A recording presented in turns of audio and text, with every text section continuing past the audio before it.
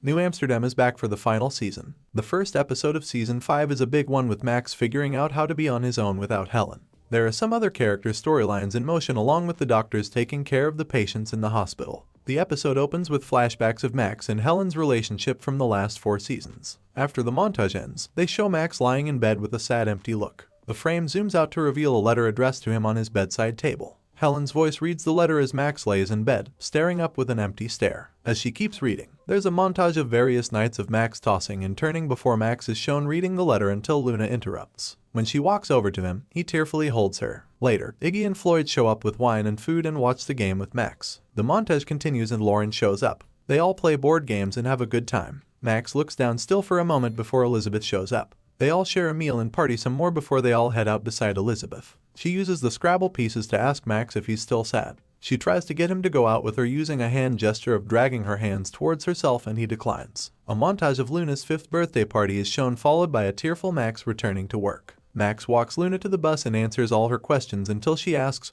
"Why isn't Mum here?" which stuns Max. Iggy is struggling with missing the first day of a drop-off with the kids to do the separation and tries to live it vicariously by asking Max about Luna. Max tells him about her asking about Helen, which makes Iggy grimace. They go back and forth joking around. Iggy tries to comfort Max and tell him that he's doing a good job. When he says Max is moving on, Max tearfully tells him he's not because he can't without closure and Helen doesn't even have those answers. When Max is home, there's a dream sequence with Max kissing up Helen's body and saying loving things. When you see her face, she's staring out blankly and says, "I never should have let you in." While at work, he's having flashbacks of Helen and zoning out. After bumping into each other on the roof that was Max and Helen's spot, Max talks to Iggy about everything that he didn't pay attention to or address with Helen. He still loves her and there were so many good moments that made the bad moments feel small. Iggy talks to him about it and Max admits to him that he tried to fix something he couldn't. Iggy and Martin seem to be in a good place while in the process of separating and trying to co-parent.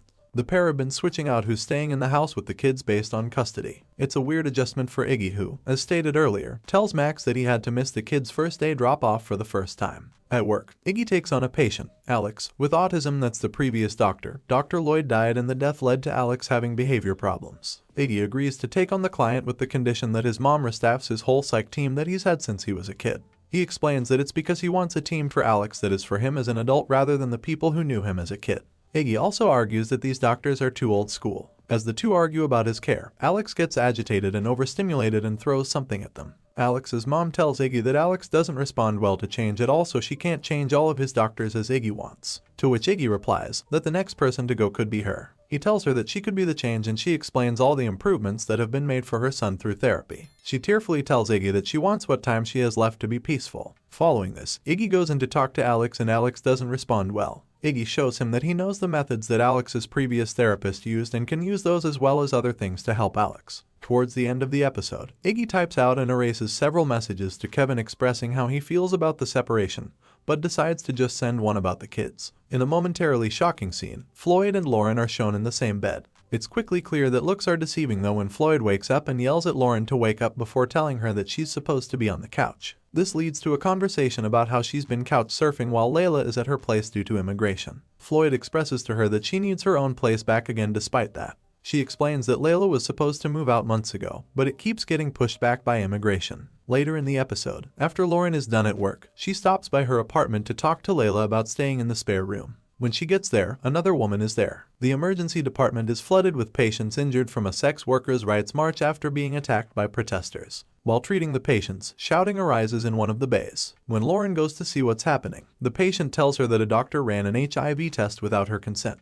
The doctor confirms that he did do that because he thought the patient would want to know. It further upsets her as she feels other people's beliefs were pushed on her. Lauren talks to the patient and tells her that while she understands why she doesn't want to, being aware of her health is important and she should take the results of the test with her. The patient argues that it violates what she stands for to take the results of a test performed without her consent, and Lauren understands and doesn't push further. While all of this is happening, Karen is pushing Max to accept a branding deal that will get them $10 million to fund a clinch. The string attached is the sponsor wants their name on the clinic. The company, Wholesome Home Goods, has very big beliefs that are harmful to the LGBT+ community and abortion rights, among other things. Max tells Karen that they absolutely won't do it for that reason. She tries to fight back with the fact that it'll help so many people even if it does hurt some. When Max won't budge, Karen holds a vote with the board and they voted yes on accepting the money. Max tries to continue fighting it, but nothing has changed. Later, Lauren tells Max that her Ed treated the sex workers' March patients poorly. Max tells her that he thinks he can help with it all. Max, Karen, and someone from Wholesome Home Goods meet outside the clinic to reveal what Max got sorted out for the clinic. Max reveals to them a sign that has the company's branding above Sex Workers Clinic, making it all read out Wholesome Sex Workers Clinic.